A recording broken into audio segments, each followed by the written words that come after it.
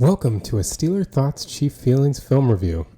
I'm Ajay and this video will be a review of the Steelers' 18-16 win against the Baltimore Ravens in Week 11. Thanks to all of you that follow along here on the YouTube channel. We've got the video podcast and we've got our film breakdowns. Thanks also to those of you who follow along on whatever podcasting app you download our podcast on. It's the Steeler Thoughts Chief Feelings podcast. And a special thanks to those of you who follow us on social media. We're at STCF715 on TikTok, Twitter, and Instagram. We post clips from the video podcast and from our film reviews. And on Chiefs and Steelers game days, we tweet out during the games and after the games, kind of recapping what happens on each game. So please follow us on Twitter for some game day action. But let's get into this week's film review. We start on the second play from scrimmage. The Steelers kicked off to start the game, and the Ravens now have a 2nd and 7 at their own 32-yard line. The Ravens come out in 12 personnel. They've got Derrick Henry here at running back, and their two tight ends are 1, 2 right here. Two wide receivers lined up outside. And they start by motioning Zay Flowers across the formation to draw one more defender over to the left because they're going to run over to their right. And they're going to do this here by pulling their center and their right tackle. So you see here the center and right tackle are going to pull and lead for Derrick Henry. So there are a couple features of this play to watch. So, they're clearly setting up Henry to run through this gap right here. And the Steelers initially do a pretty good job of filling. And Landon Roberts comes down to meet the center, pulling. And Patrick Queen starts here by somewhat hedging. He really, based on these fits, right? Landon Roberts is coming in and Elliott is over here too. So really, Queen in this situation should be responsible for this gap. But he's kind of hedging because he sees two pullers coming over into this gap and knows the run is designed to come here. So he looks like he's trying not to give up this gap by the cutback, but he is kind of leaning over in this direction. And he kind of over pursues just a little bit. And Henry sees the slight over pursuit and tries to come back to the cutback lane that Queen was supposed to be occupying. And Queen kind of turns around back to get over to Henry. And it looks like this is going to result in Henry getting about 5 yards or so, but we really have to credit Nick Herbig over here for his backside pursuit. And I think he did this very well in a disciplined way because it would have been easy for someone like Herbig right here to just crash straight down. But there's a huge risk with Lamar Jackson holding this ball and coming over. And watch Herbig's trajectory here. He comes down at Jackson. And this is still a kind of dangerous thing to do because Jackson, if he had kept this ball, if you're coming with too much momentum, Jackson can get around you too. But he at least comes at Jackson to force Jackson here because technically he's the read guy, right? Now, you imagine with two pullers, Jackson probably wants to hand this ball off to Henry in this situation. But if Herbig crashes, Jackson still has the ability to keep this, and he would have Zay Flowers as a lead blocker. So Herbig coming toward Jackson, it forces Jackson to hand this ball off. And then as he hands it, Herbig does a great job of pivoting and coming back to pursue. And he actually ends up catching up to Derrick Henry as Henry's trying to find his hole. And as Herbig comes through, he gets a hand on the ball, knocks the ball out, forcing a fumble, and the Steelers are able to recover. This was a huge play early in the game, just the second play of the game for the Ravens. And it really kind of set the tone that the Steelers defense was here to play today. Things were not going to be easy for the Ravens. They'd have to contend with this defense.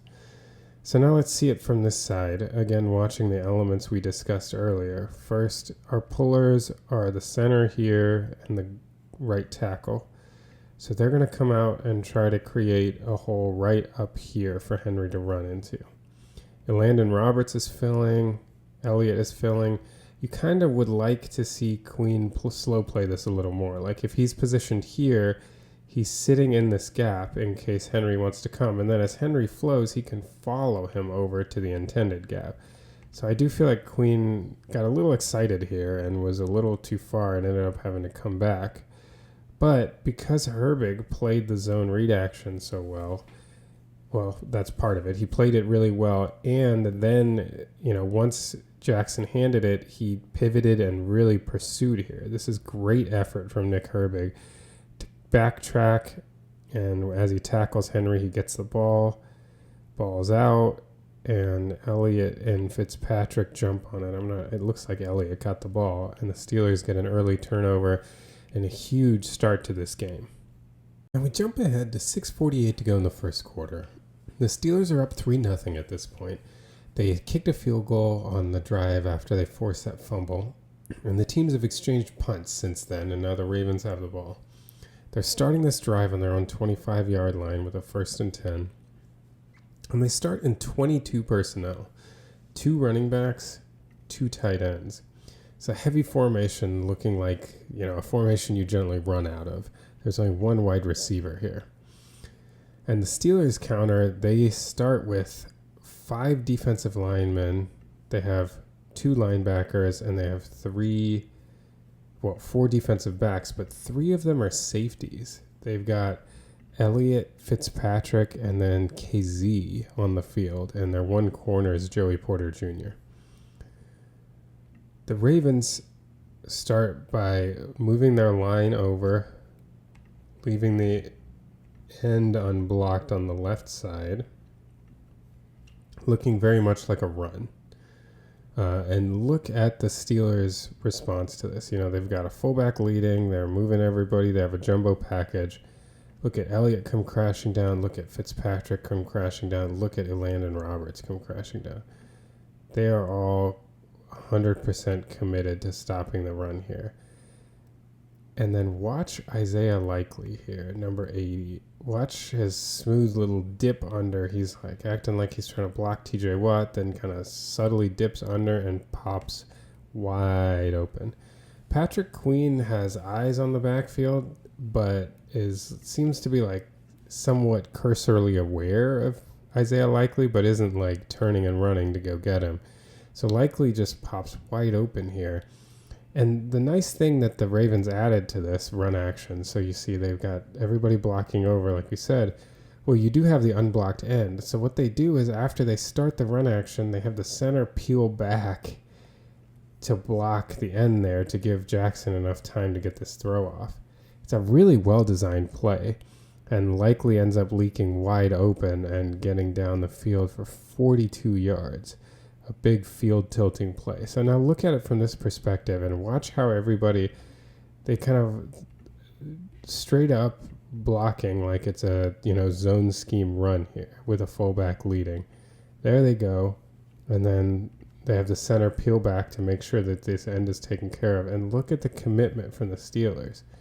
They're all playing this as a run, even as Isaiah Likely has dipped out. Let's go back and watch him because I think he sells this really well. He's selling this like he's going to block TJ Watt. And then just dips right under and goes. And look, Landon Roberts not even concerned with Likely. Everybody's thinking about a run here. And Jackson just hops back. His 1 read is there.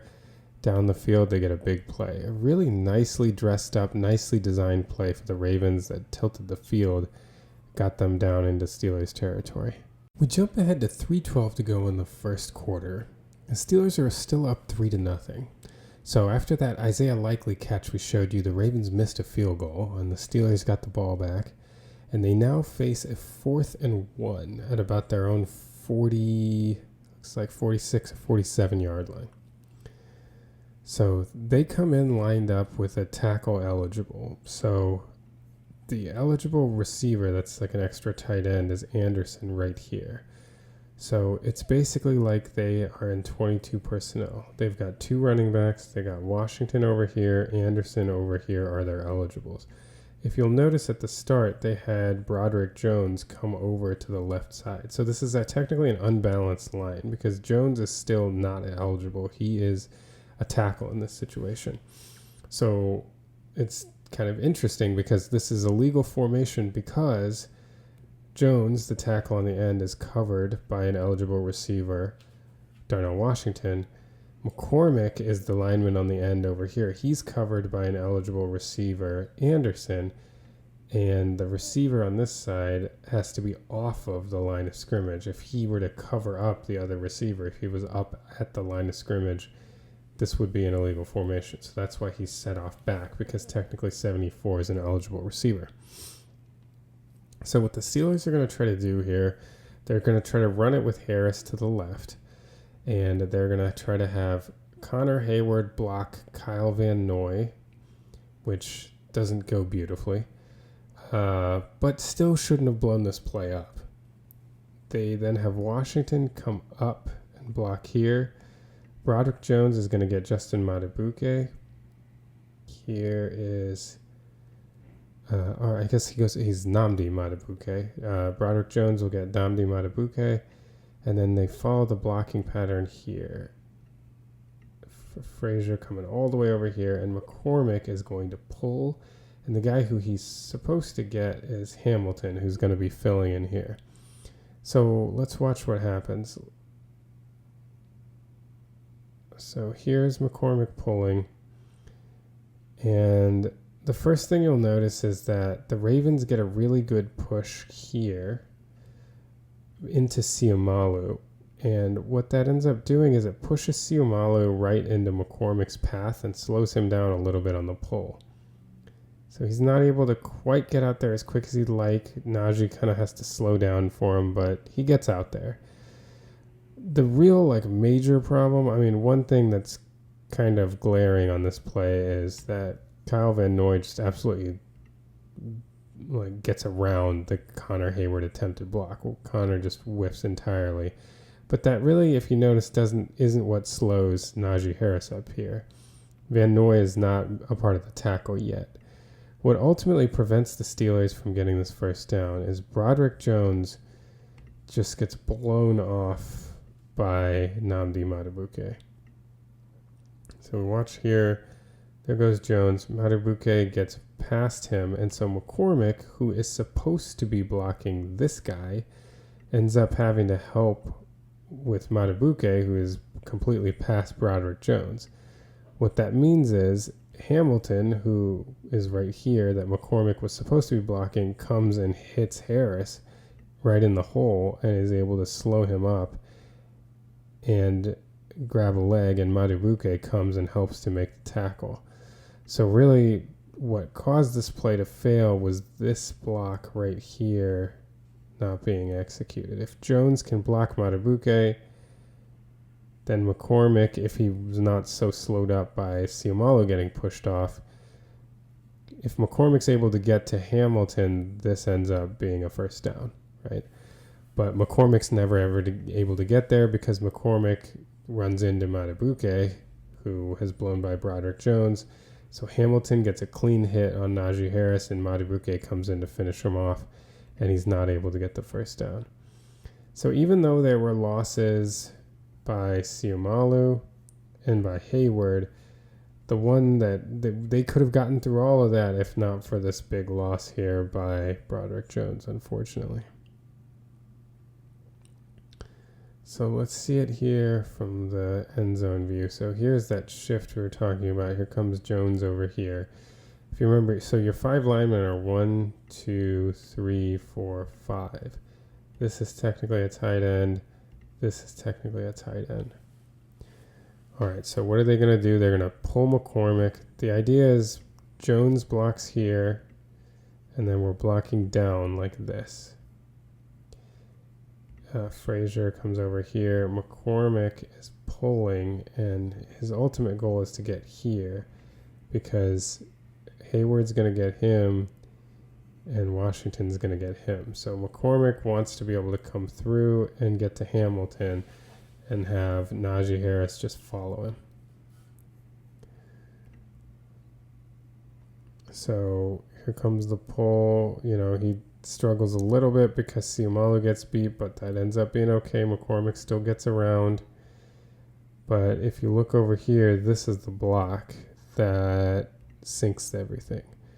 Broderick Jones gets blown off, so Matabuke is there to affect McCormick. McCormick doesn't want to be blocking him. McCormick wants to be blocking him. If McCormick's able to get out here, Harris is able to follow and get a first down.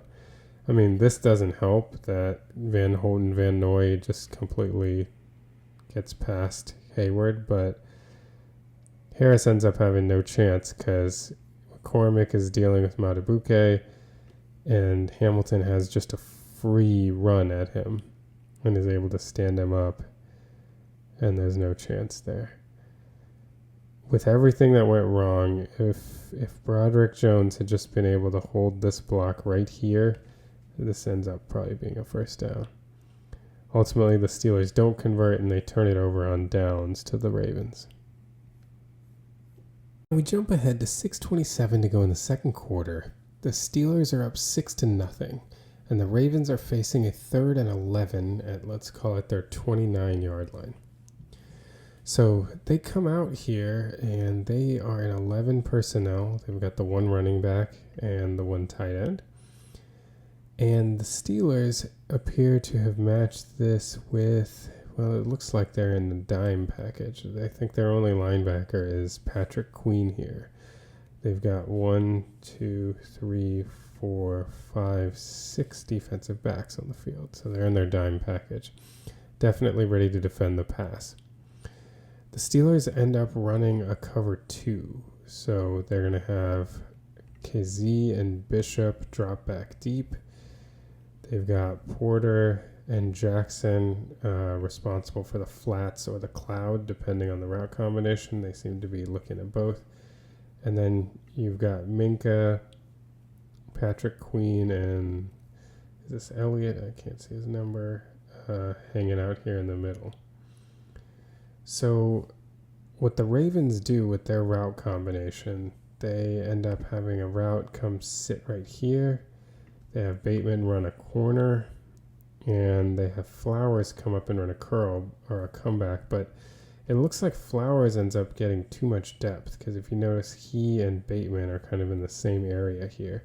I think Flowers is supposed to be a little bit closer to the sticks here. I think he drifted a little too far, which could have helped for the latter part of this. Likely leaked out late over here. But if you can see, Jackson, as he drops back and he's surveying, at this point, he doesn't have like a great option to throw to, right? I think part of the reason why things got confusing was that our Flowers kind of looks like he ran into Bateman's area, but also Jackson rolled due to the pressure in the direction away from most of his routes, right? He's got 3 receivers on this side of the field, and Jackson's rolling over here. And likely is fairly decently covered for a minimal gain, and this is 3rd and 11. So Jackson comes, and then he sees an opening and cuts it back. And at this is really the point where it would have been helpful because the running back Justin Hill comes off, which draws Jackson down toward the flat. If Flowers had good separation here with Bateman and was somewhere over here, as Jackson comes up, if Flowers is a little bit closer, this might be an easier play. But in any case, what really surprised me, even on the broadcast view watching this live, is I can't believe that after cutting up right here, cutting through the line and coming up with a full head of steam toward the line of scrimmage, I can't believe Jackson didn't run it here. Because as he comes up, here's the first down marker. Here's the closest defender that's running in his direction. I mean, Jackson is clearly focused still on the running back.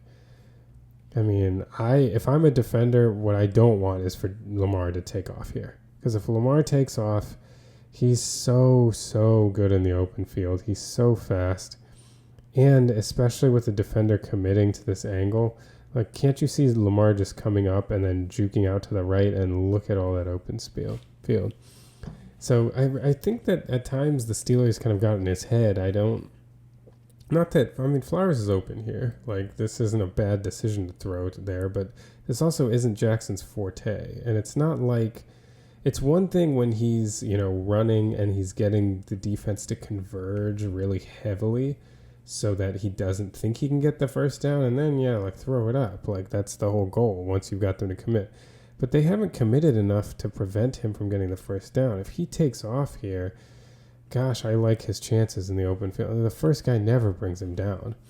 And he basically has got Queen and he's got this DB. Who is that? I'm not even sure who that is. My apologies. This is really all he's contending with. Here we've got someone running the other way.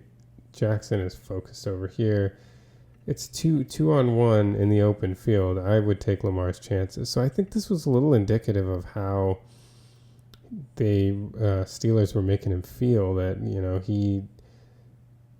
I just feel like if he isn't ad-libbing, confident, not thinking Lamar, just take off here. The throw ultimately ends up not being great over to Flowers either because Flowers was open, even though it was a cross-field throw. Let's see it from the end zone cam. So again, Jackson drops back, and they do a good job of starting to collapse the pocket, so Jackson rolls over to his right. And like we said earlier, his receivers, his three receivers are over here. He just had likely a shallow route on this side. So he wheels back, comes up, and this is where, can't you see Jackson just hitting it hard in this direction, and as the defender commits, just cutting this back outside? This looks like I feel like the median outcome of this is like a 30-yard gain. Maybe I have too much respect for Jackson in the open field, but it's just hard for me to believe that this isn't a really good play for the Ravens if he just runs the ball. But he throws it, and the throw just doesn't have a chance whatsoever. And like I said, this isn't really Jackson's forte, right? Throwing from the opposite hash, well, I guess from the middle of the field, on the run toward the sideline. It's not really his thing.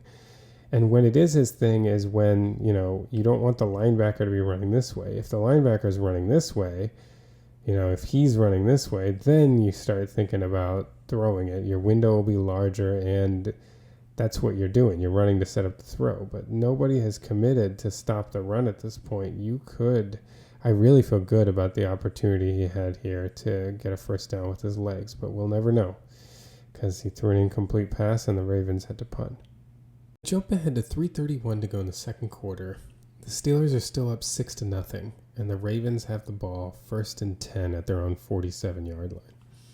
The Ravens are coming out here in a formation that looks like a passing formation. It says 11 personnel. They've got one running back and they've got one tight end. And the Steelers counter this with, they actually have 5 down lined up, and they've got Landon Roberts and Patrick Queen. So they're actually in a base look from this, probably because of down and distance, because what the Ravens are showing looks like more of a passing formation, although they do have Derrick Henry in the backfield, who's always a threat to run. So the Steelers aren't messing around. They have their base personnel in with the extra defensive linemen. But they are kind of wide split, trying to match up. So it's almost like the way that they have Watt and Herbig lined up is they're in wide splits, like they're going to pass rush, but they do have the extra guy on the interior to try to help with the run. The Ravens run a really nice play here. So this actually looks like it's a dual play. Either way this play could work. One option here is the jet sweep, where they've got Flowers coming across, and then they're going to have Deontay Johnson and Isaiah Likely up ahead to block. The second part of this, and this is what the line is blocking for, is the run left to Derrick Henry. But the sweep motion, if you see, it pulls him and him out of the box.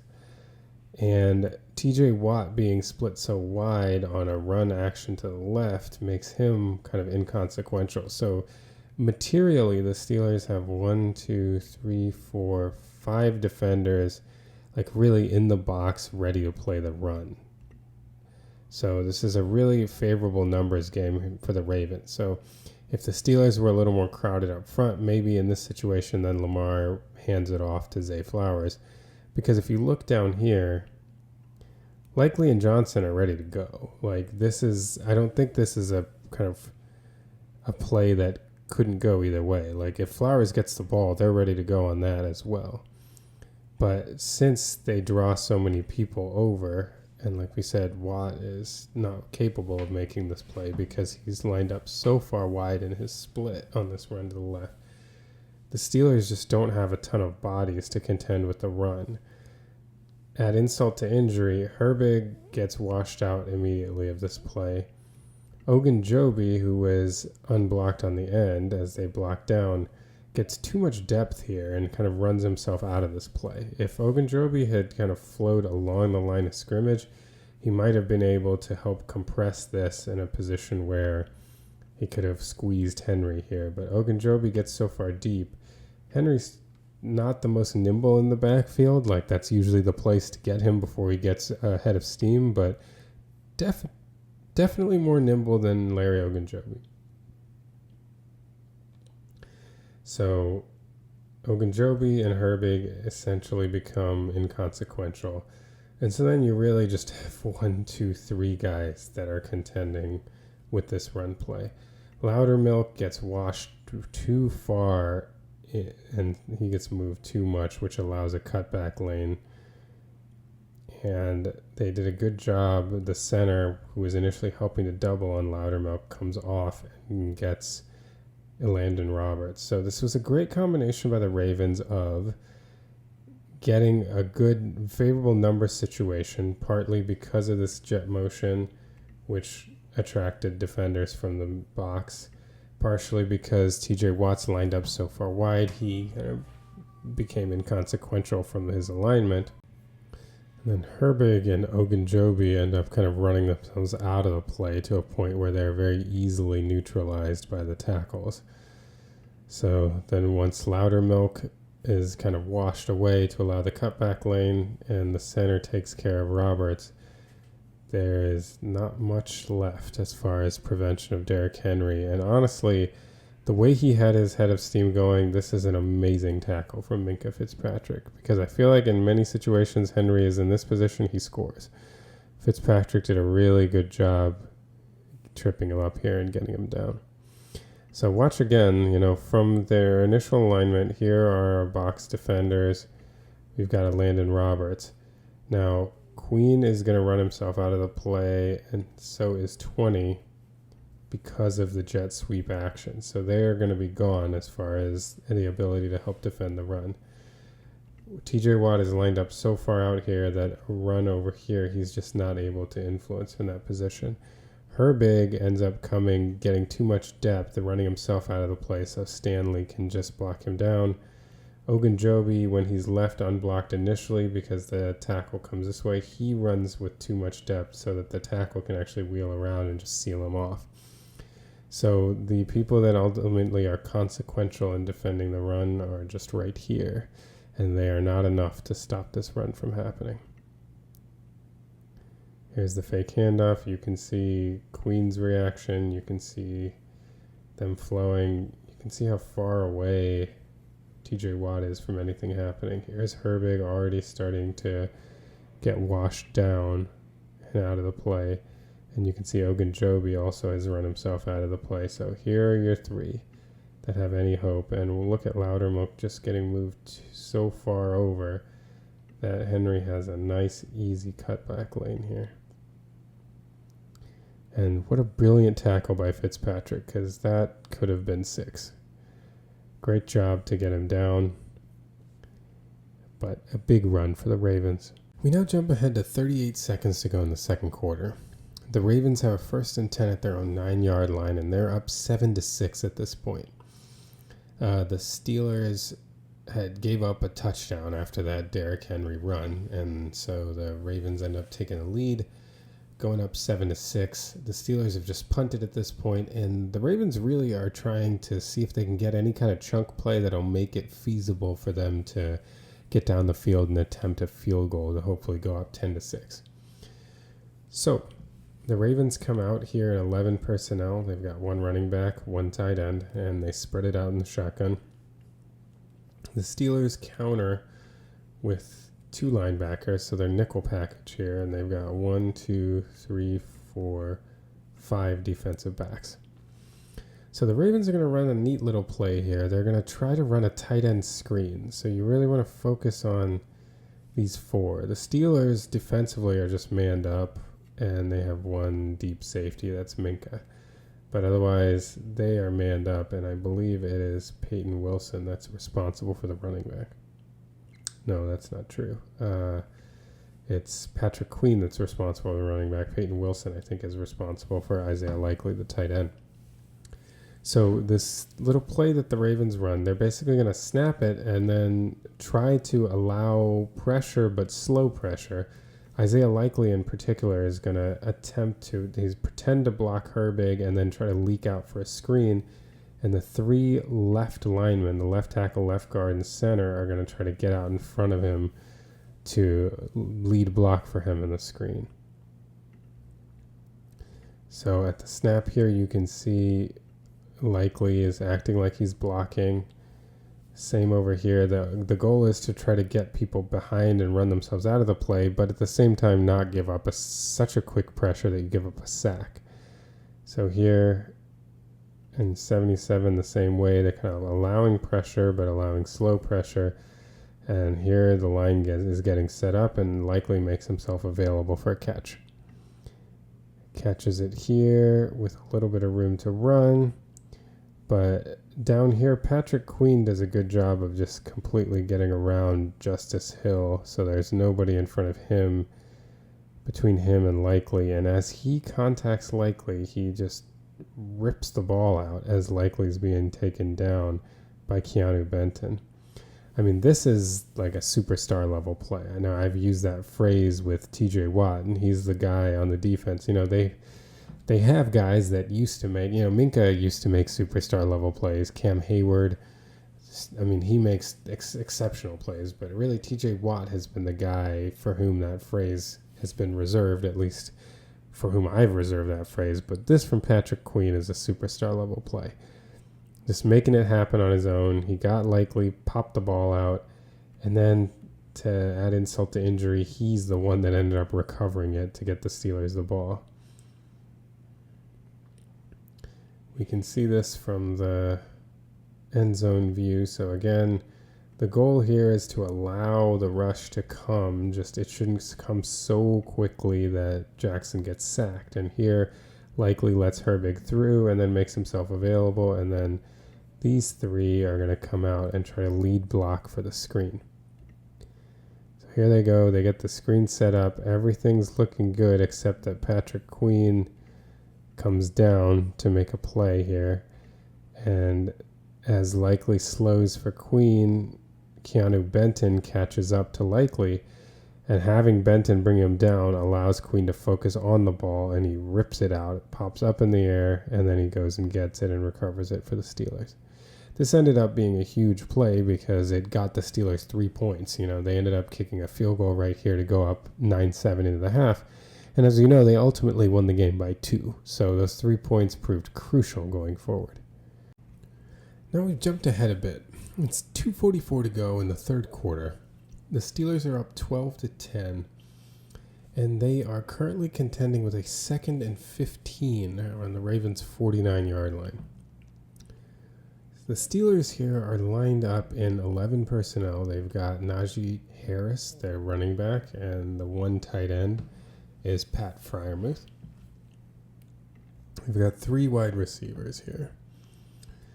The Ravens are actually going to run a cover 1. So they're going to man up and run cover 1. And so basically we've got one deep safety, we've got one underneath guy, and everybody else has a man to guard. The Steelers are going to run basically 4 verticals from Madden. So you got the go route on the outside. You've got this kind of a little bit more to the seam to try to occupy the safety. This one, again, occupying more underneath the kind of guy over here, and then the go route over here. So everybody's going long just with kind of varying leverage to try to force the coverage to pay attention to everybody. And Russell Wilson sees this, and he sees that this results in Pickens having one-on-one on the outside, and he throws one up for Pickens. And this ends up being a great throw, great catch, hits him in stride. Pickens, again, does a great job tracking this ball. He doesn't really have to adjust his route very much. Wilson really puts it right on the sideline, and the Steelers get a big gain. This has been the MO of the Steelers offense this year. They've been very boom or bust, and they kind of have struggled in situations where they haven't been able to hit big plays, and this was really the one from this game. They weren't able to hit that many deep shots in this one, but this one was a very successful one, got them out of a jam in 2nd and long, and set them up deep in Ravens territory, well within the red zone. Now we're in the 4th quarter. This is the first play of the 4th quarter, and the Ravens are down 15-10, and they have a 3rd and 11 at about their own 13-yard line.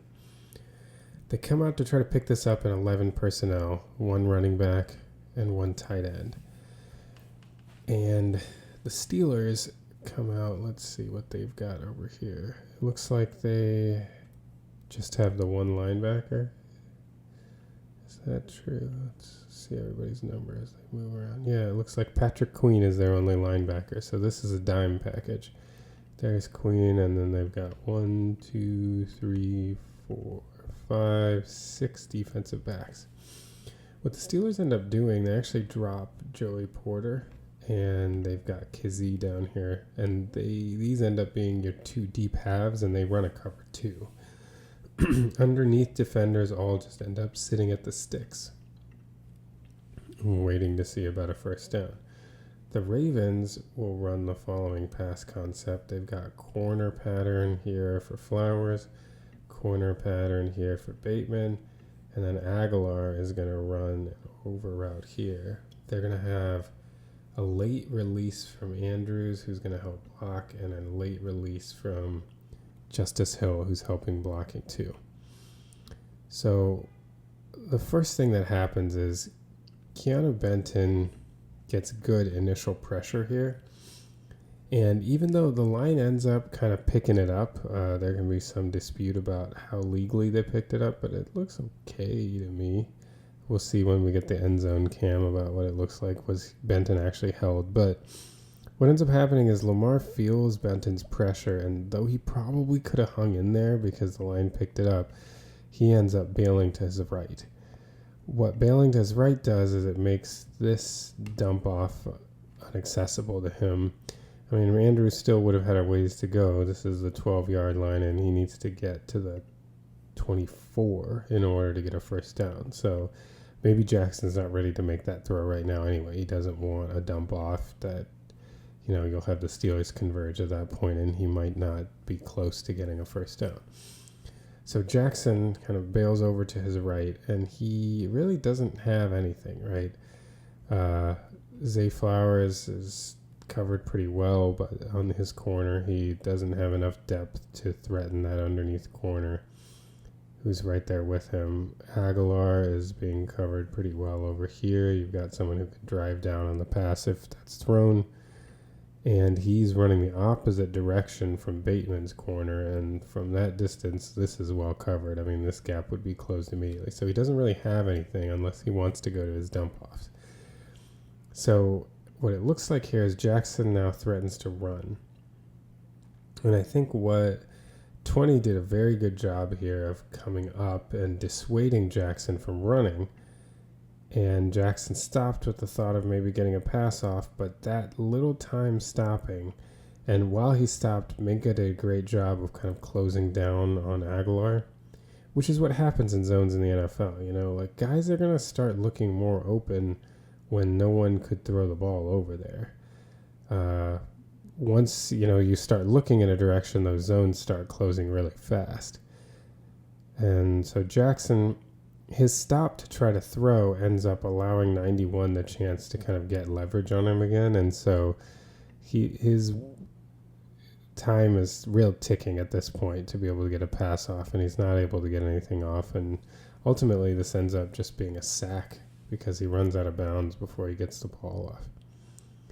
But this is great discipline from the Steelers defenders. I particularly like what 20 did here. He came down to dissuade the run, but then once Jackson isn't running and he stopped again, he stops too and kind of surveys, always under control. Everyone in the Steelers defense, if you notice, like, okay, Jackson's looking at Aguilar, okay, converge. Nobody's overcommitting to anything. Then they stay back. All right, let's wait. Let's see what's happening. Spacing is good. Everybody's taken care of. You're obviously leaving the people that are way up on the other side of the field, like Andrews is way down here, but I mean, this throw is essentially impossible from this position. So the discipline from the Steelers defense was great, and they got the Ravens off the field again. You can see it here now from this perspective. You know, it's this initial pressure from Benton that gets Jackson to move off his spot and feel like he can't hang in the pocket. I mean, I guess, yeah, Benton is held. I mean, it was quick, it was subtle. You can see why the ref didn't see it. The more interesting hold to me is this one right here on 91 as he's trying to disengage right there. See, he's trying to run and he's being held right there. I wonder if he had been able to disengage, whether he would have been able to do more to keep Jackson in the pocket. My instinct is no, because Jackson's very fast, but that was a pretty funny little hold right there that, again, didn't go called.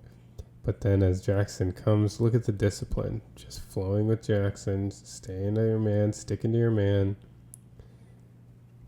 As Jackson kind of breaks down, looks like he's going to throw, watch Minka start to converge, and Queen will start to converge as well to make sure that they dissuade that throw from happening.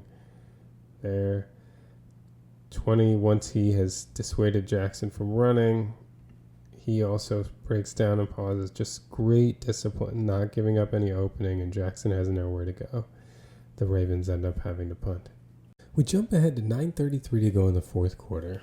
The Steelers have a 15-10 lead, and they've got the ball at the Ravens' 5-yard line, really hoping to be able to punch it in and get it to the point where the Ravens would need 2 touchdowns to get back in this game, hoping to build a 22-10 lead. They get down to third down now. It's third and goal, and they come out in 12 personnel. They have one running back, Jalen Warren. Their 2 tight ends are Pat Freiermuth and Darnell Washington. And they end up running the following route combination. They run Pickens on a fade, and they get Freiermuth to run an out. And over here, they run a similar, like a deeper out for Austin and Washington to run an out. And Warren comes up and sits at the goal line. So Wilson takes the snap. And looking back, Broderick Jones gets beaten around the edge here. And I know Wilson gets a lot of credit for kind of getting out of this, but I think the big thing is that, or one of the big things is Mason McCormick with great awareness here to come and help out here. Because I think at this point, Wilson's a dead man walking, but McCormick does enough to get in his way that Wilson then is able to kind of swing around and then break the tackle as he comes out. And as he comes out, then his defender does a great job of charging at him and like limiting the time he has to process what's going on. And he sees Washington one-on-one, big guy, 6'7". And what it looks like is he's thinking that he's going to throw a jump ball toward the back of the end zone. So I think what he wants is for Washington to kind of drift back here toward the back of the end zone and jump for a pass.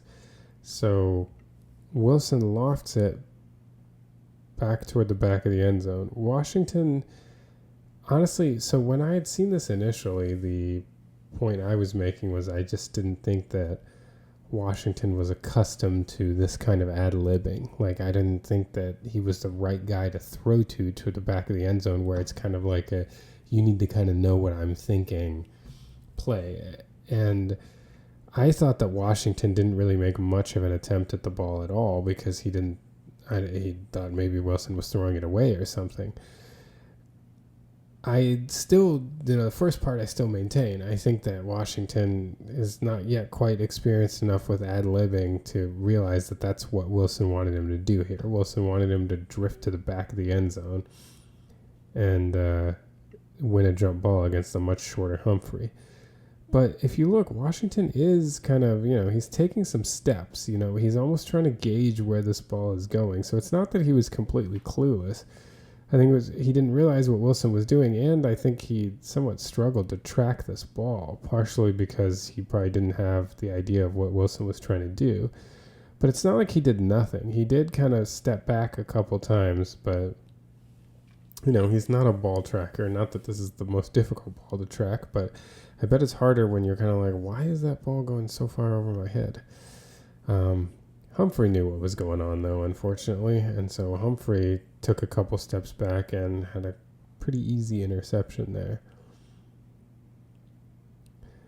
On our podcast, I ran over an anecdote where I was talking about playing junior high basketball. The coach was telling me as the point guard I needed to push the ball up the court more, take more advantage of fast break opportunities, and I threw it to a player who was not one of the best players on our team, and the ball went through his hands and out of bounds on our attempted fast break. And the coach, in front of everyone during the game, just yelled out at me, like, not him.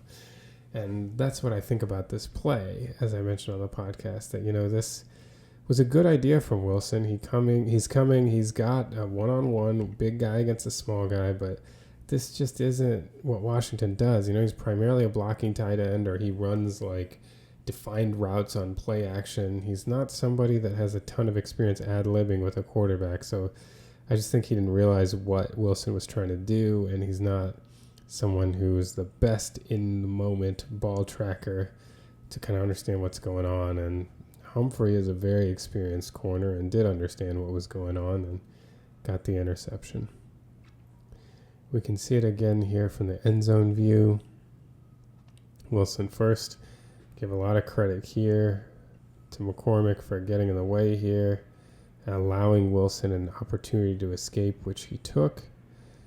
But then again, 29 does a great job of coming and putting pressure, so Wilson has to make a decision quickly. This is what he's looking at. He just wants Washington to get back there and post up. Washington doesn't really understand what's going on and doesn't get enough depth. Humphrey does and intercepts it.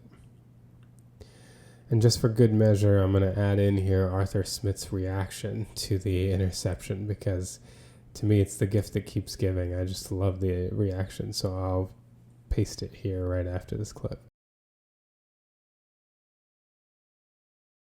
So we're after that interception. The Ravens are down 15-10, and they just had a big 25-yard run by Lamar Jackson. They're like 8.5 minutes to go in the game. They have a 1st and 15 at their own 40-yard line because they got a 5-yard penalty.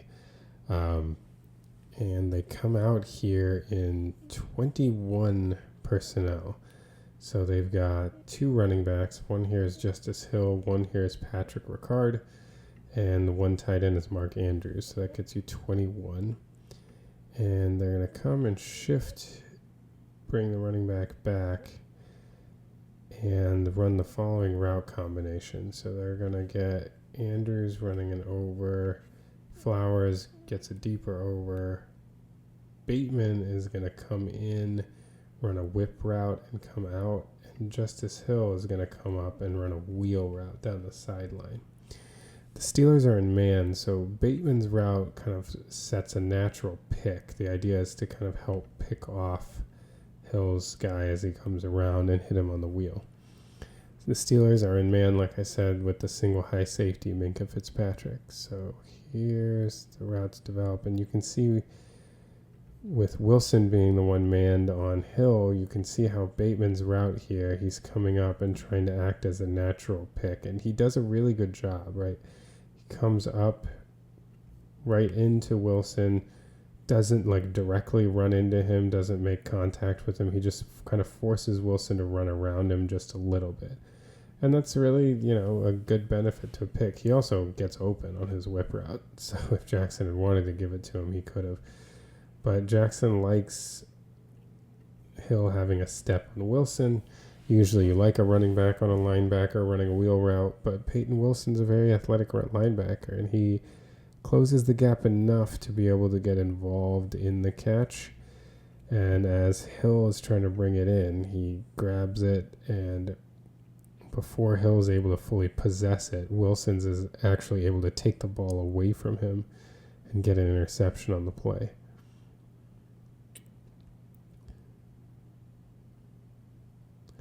As he comes up with the ball. So we can see it here from the end zone view. Jackson sees the wheel. He likes it, understandably, but Wilson is no joke. And he comes in.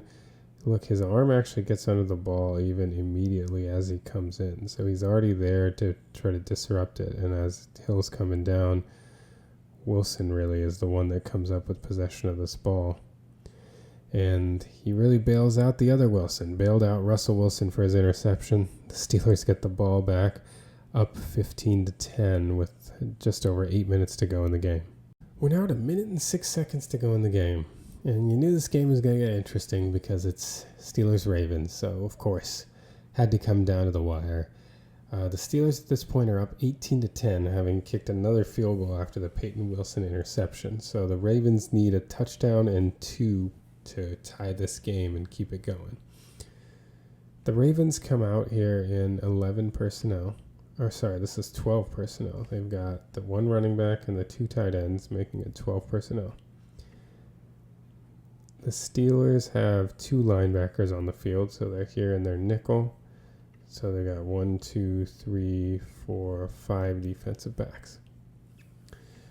And the Ravens are going to run kind of a fake zone read action. They even get Likely coming across the middle, looking like he might insert and block.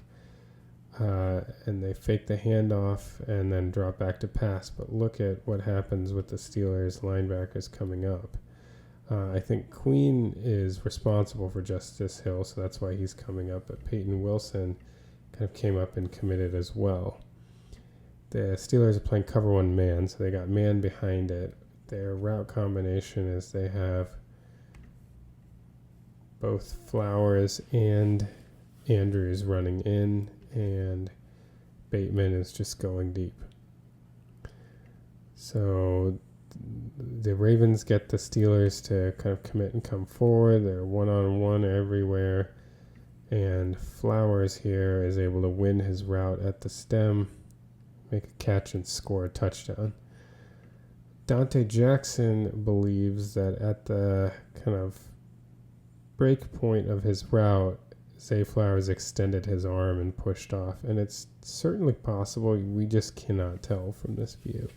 From this angle and this resolution, it's impossible to tell, but definitely looks like Flowers had an arm out, and you can see the separation that came off of it. Who knows if he actually pushed off? We can't really tell, but Dante Jackson seems to think so. Here it is from the end zone view. Again, you can see the action right here, the line flowing. It looks like Likely could be inserting. This looks like it could definitely be a run right here. Look at how actively Queen and Wilson came forward. Jackson fires it in there. Touchdown Ravens. Now they're a 2-point conversion away from tying this game. All right, so here it is. This is essentially for the game. At this point, about a minute left in the game, and the Steelers are up 18-16. The Ravens have just scored a touchdown, and they're looking to get a 2-point conversion to tie this game at 18. So they come out here. They've got 1 running back, and they've got 2 tight ends. So this is 12 personnel. They got 2 wide receivers on the field here. And the play they end up trying to run, so they have a fake jet sweep action over to the right, and they get Justice Hill and this wide receiver going over there to try to bring some defenders over to the right. But really, this is a quarterback run action to the left, and they're pulling the center and the left guard to try to lead the way.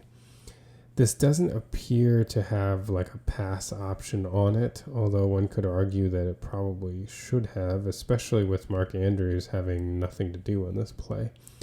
But let's look at the run part first before we start looking deeper into the play. So I think two things are very important into why the Steelers were able to blow this play up.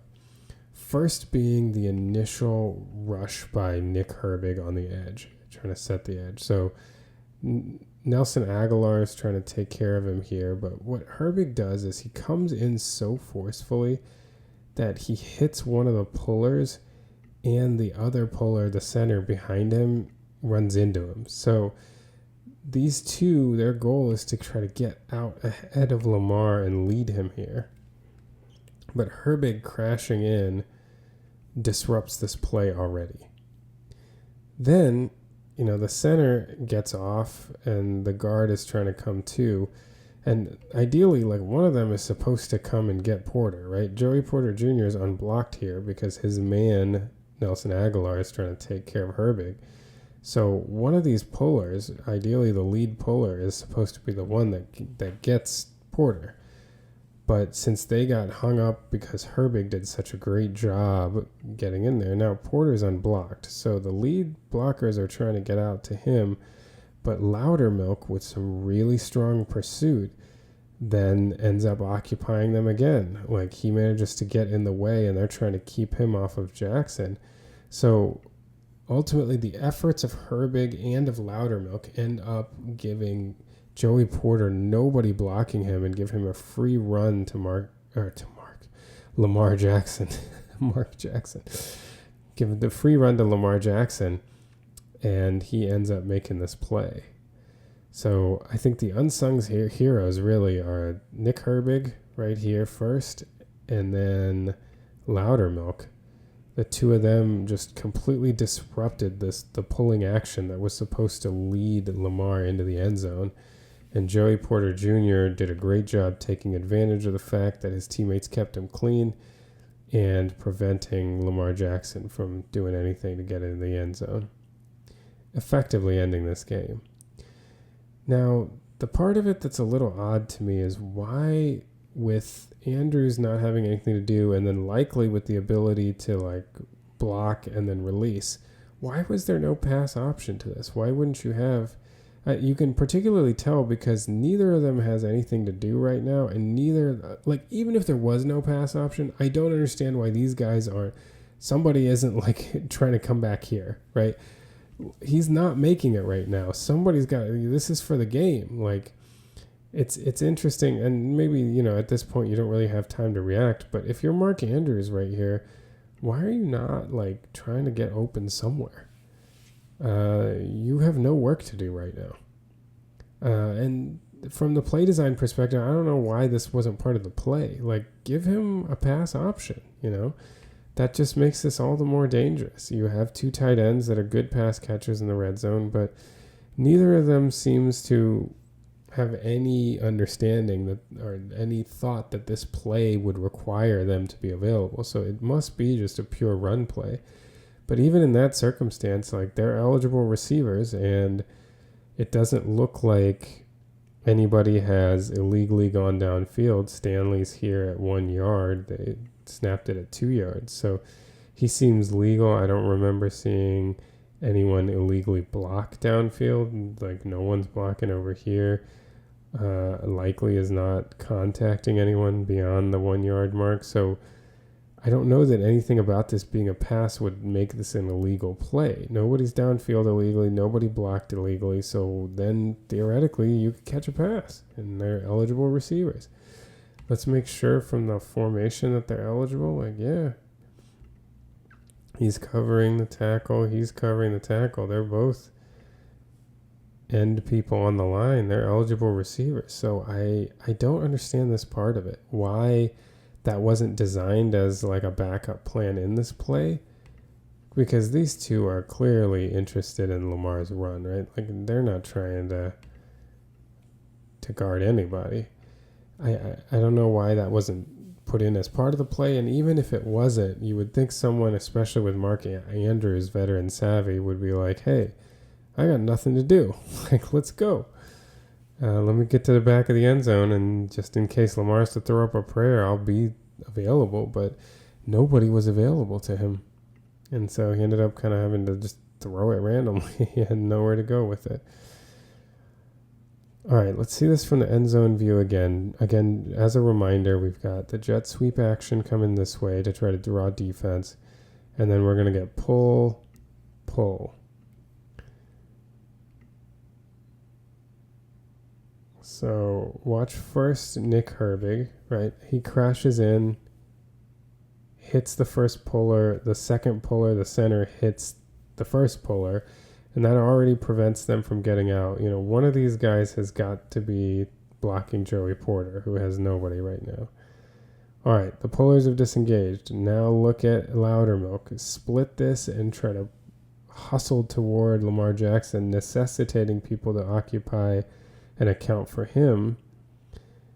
And in the meantime, Joey Porter stays completely clean. He's able to come over and make the play on Jackson. Just a great job by the Steelers defense.